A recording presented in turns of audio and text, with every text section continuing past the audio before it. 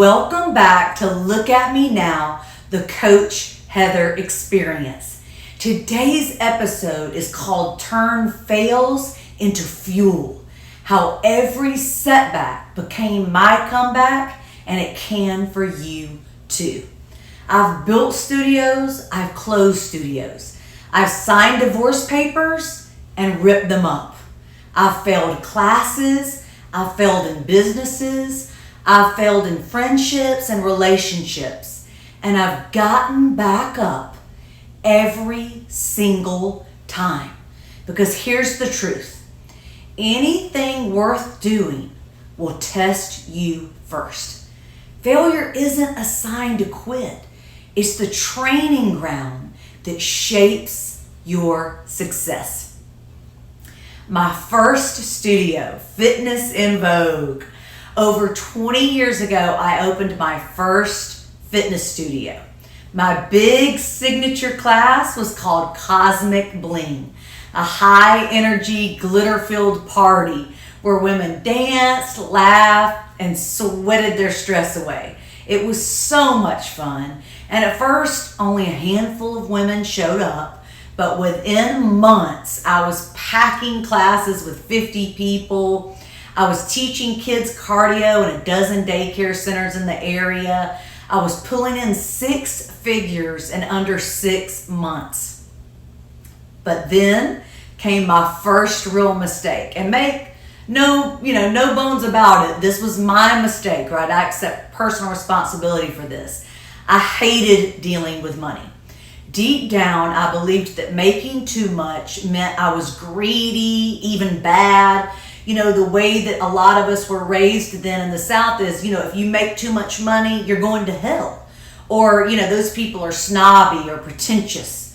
So I handed over my bank account, my social security number, control of all my business finances to a friend that I trusted. And it did not end well. It wasn't just bad judgment. It was imposter syndrome in action. I did not feel worthy of my own success. Next was the hip hop era. So about a decade later, about 10 years later, I launched Hip Hop Fitness. It blew up. Some nights, 150 women filled the gym at Meridian Park, moving in sync, filling the room with pure joy and fire. Women even jumped in to help me teach. But behind the scenes, my personal life was crumbling.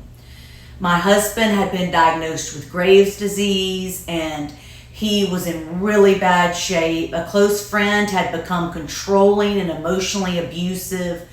I was drained, and teaching began to feel heavy instead of life-giving. I started to, be upset when I just even thought about going to the place that I taught, where, about my business.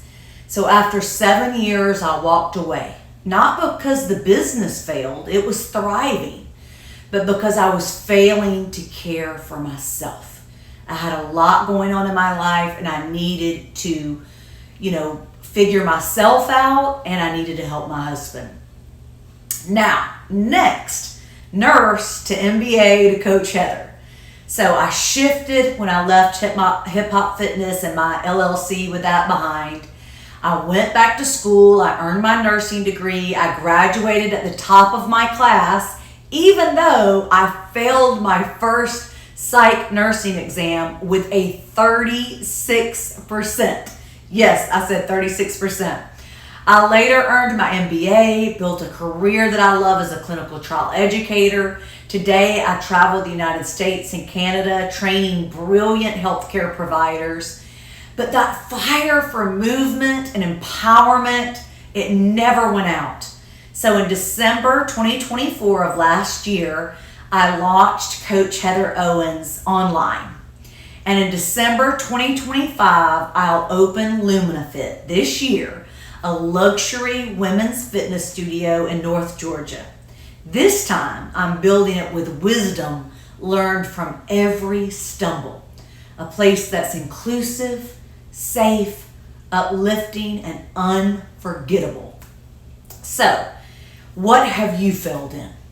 Let's talk about why failure is our greatest teacher. So here's what the science says about failure. Neuroplasticity. Every mistake actually lights up your brain's learning centers. Your neurons fire and rewire, making you more adaptable and smarter with each setback. Especially if we do this sober, right? We're really learning, we're really growing. Intellectually, emotionally, sometimes physically. So, dopamine and challenge. Dopamine isn't just the reward chemical. It spikes during struggle, especially if you pair challenge with something positive, like music, community, celebration. That's why dancing through difficulty or laughing after a mistake makes you want to keep going, because dopamine actually fires when we're in challenge. Stress inoculation. Facing discomfort trains your nervous system. Just like lifting weights builds muscle, just like small doses of stress build your resilience so you can stay calm under bigger pressure. Isn't that cool? I mean, it's just crazy how we're made, right? Post-traumatic growth. So research shows that setbacks can actually deepen your purpose, deepen your relationships, and deepen your appreciation for life. Struggles don't just scare us, they sculpt us. That's why a lot of people who are successful have had struggles in their childhood, maybe some trauma in their childhood, because that taught them resilience. It taught me resilience, right? So sometimes we're not successful because, in spite of our trauma, we're successful because of it, right? Because it taught us mental toughness. Failure, in short, is your brain and body's way of upgrading you. So now let's talk about some mindset shifts that changed my life and that can change yours too. Here are the truths that I live by now. Failure equals feedback. Every no or every flop is data you can use. Let me tell you, when I failed my first psych nursing exam with a 36, I thought I was done. I remember sitting in my car crying, thinking, Heather, maybe you're just not smart enough for this. But instead of walking away, I treated that test like feedback. I studied differently, I found new strategies, I asked for help, and I graduated at the tippy top of my class. That failure gave me the exact blueprint to become excellent.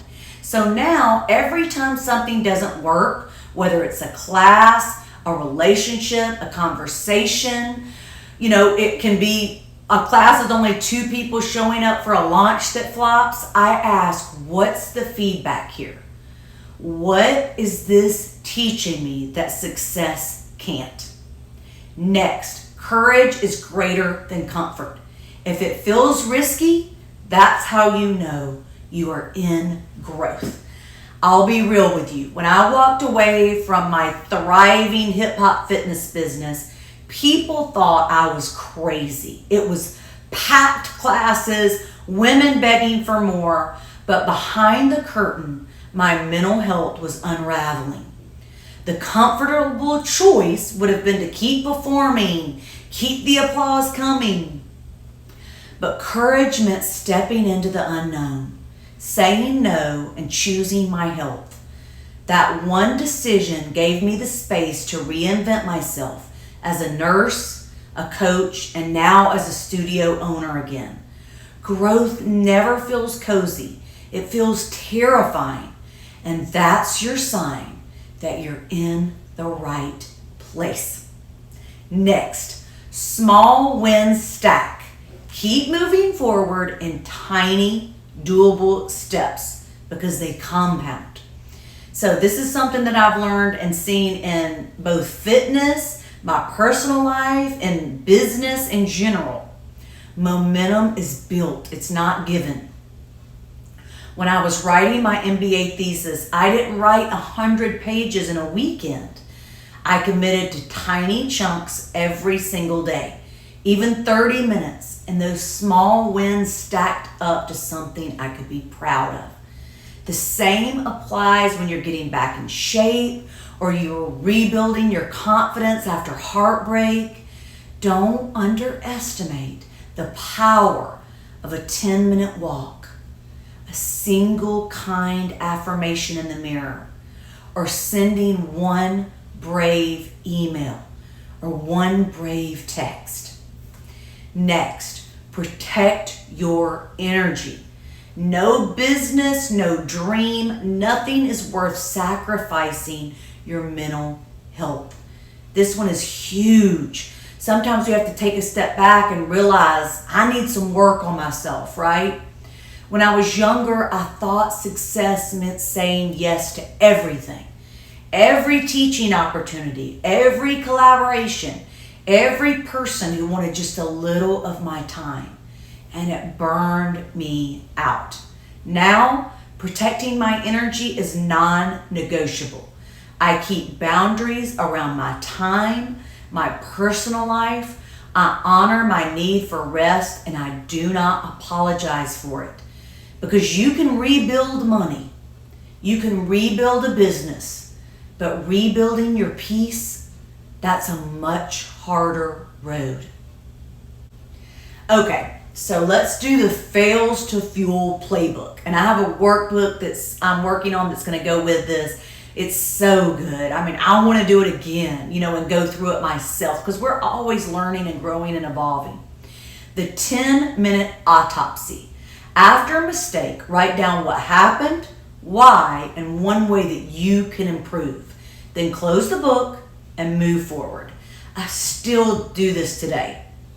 When I ran my first launch, years ago, I thought I would have 100 women immediately. And you know what I actually had at that Cosmic Bling? 7.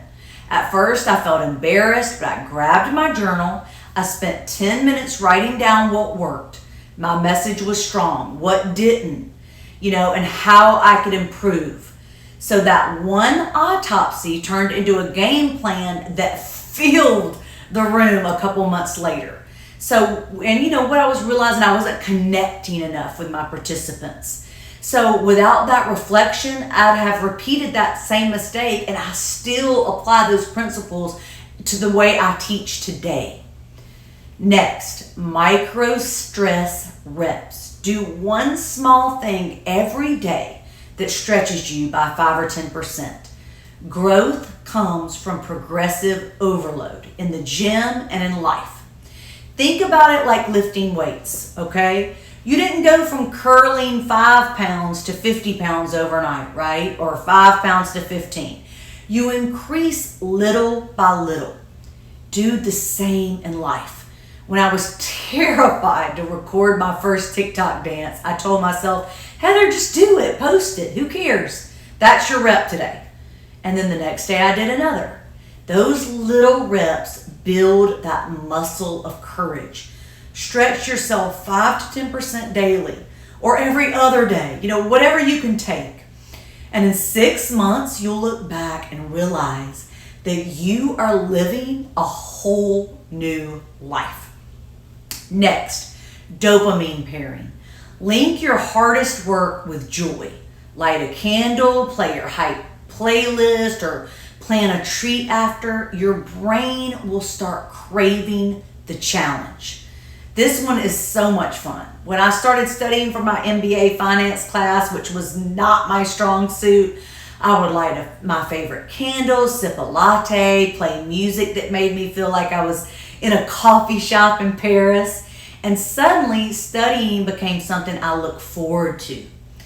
And now when I record podcasts, or, especially when I'm doing something that I don't like my expense report, I like podcasts. I set the vibe. I light a candle, have a journal nearby, maybe even some chocolate waiting for me afterward, or my favorite coffee. Your brain learns to crave the challenge because it's linked with joy. Next, the Brave Circle. Share weekly lessons learned with women that you trust. This can be your friend, sister, mom, whoever. Your best friend, You'll normalize failure as part of growth. This has saved me so many times. I'm a verbal processor, so during the hardest days of my marriage, the heartbreak of losing, my studio long ago, I leaned on my mom. I leaned on my friends. I leaned on a circle of women who weren't afraid to hear raw truth. This helped me so much because that circle reminded me that I wasn't broken, I was becoming. I cried and moaned at first and then realized, hey, I can learn from this. So find your people. You don't need 20, even 2 or 3, even one strong, loving voice will remind you that you are not alone in the climb. Next, iterate in public. Don't wait till it's perfect. Launch version 1. Improve, repeat. Progress beats perfection every single time. I used to think I had to be perfect before I released something. But perfectionism is just procrastination in stilettos. When I first launched Sit and Sweat, my chair workout series, it wasn't polished, but it was out there. And women loved it. Their feedback shaped my next classes. So if I'd waited until it was flawless, it never would have happened. The truth, the women you're meant to serve don't want perfect. They want your realness. Start messy and improve as you go. All right, let's talk about some journal prompts. If you can, grab your journal and ask yourself, what did my last failure teach me that success never could? And you can write this down. You can, put it, you can just think about it out loud if you're driving. But what did your last failure teach you that success never could? Number 2, where are you holding back out of fear of failure or failing again? Where are you holding back out of fear of failing again or failure for the first time? Number 3, if failure was essential to your dream, what risk would you take today? If failure was essential to my dream, what risk would I take today? Next, who can I invite into my circle to cheer me on through both wins and losses? Who do I know that I can invite in my circle to cheer me on through wins and losses? So, y'all, I've failed in love. I've failed in business. I've failed in friendships and in parenting. I've failed tests. I've lost money. And I've walked away from things that I loved. But here I am, opening another studio just like in my 20s, only now with 2 decades more wisdom, strength, and heart. Failure hasn't broken me. It's built me because I've also been successful in love, successful in business, successful in parenting, successful in my life. LuminaFit opens December 27th, 2025. It's North Georgia's first luxury women's fitness studio. And founding memberships are available now at LuminaFit.com. Because your setbacks, they're not the end of your story. They're the fire that forges your comeback. Have a wonderful day, and remember, you are amazing. Could see that you're good.